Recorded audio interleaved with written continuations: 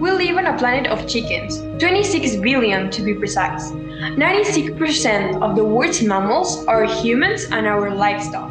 We have pushed wild animals to extinction. Today, only 4% are wild. Hello, I'm Johanna Romero.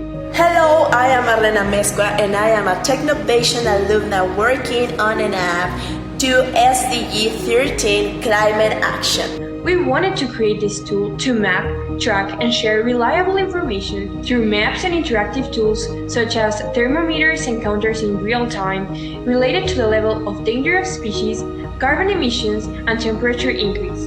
We want to create a communication network between scientists and society around the world. It connects directly with the Red List to obtain the most up-to-date information and even get different species each time you use it, so you always remain learning something new. Creating technology to solve big problems changed my life.